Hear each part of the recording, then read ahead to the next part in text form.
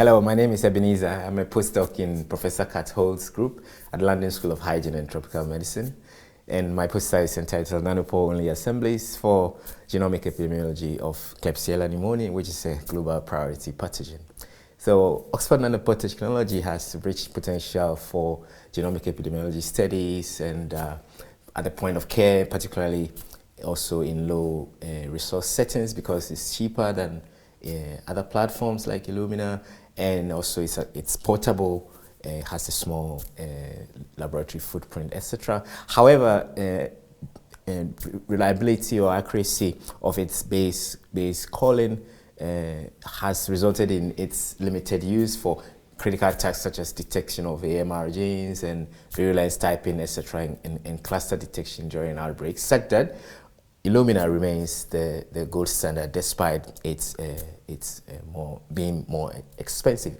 So in my poster, we tested the accuracy of ONT-only assemblies when used for those critical tasks such as MLST and AMR detection and cluster detection, as I've already mentioned, using 54 isolates collected over a year-long surveillance at Albert's Hospital in Monash.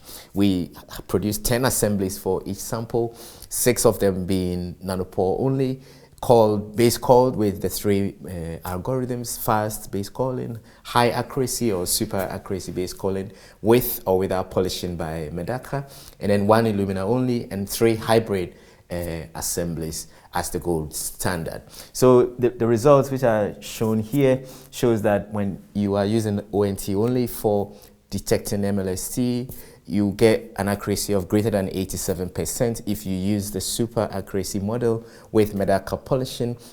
And all the ONT only assemblies were reliable to predict your K and O antigens if you allowed for the few mismatches, which Klebsiella types as best matches, best known matches.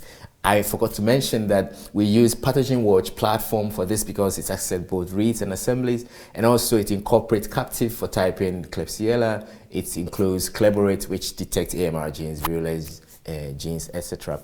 Now, for AMR prediction, the result is shown here. You get an accuracy of greater than 80% if you are using super accuracy or if you're using high accuracy with polishing. However, the result was not so great with fast base calling only.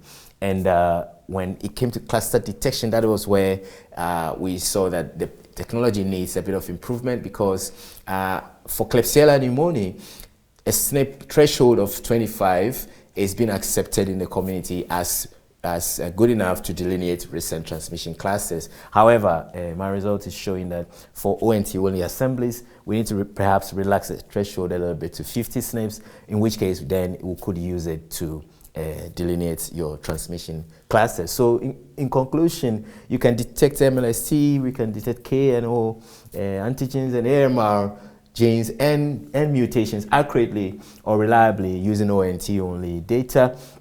But for cluster detection, it's not. We need improvement in the technique presently.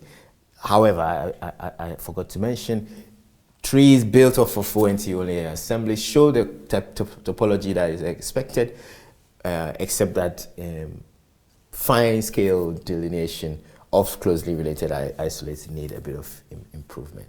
And I would like to thank collaborators, funders, etc., as I have shown here, Bill and Melinda Gates, and the ClebNet GSP project, which I belong in LSCTM, where I work. Thank you.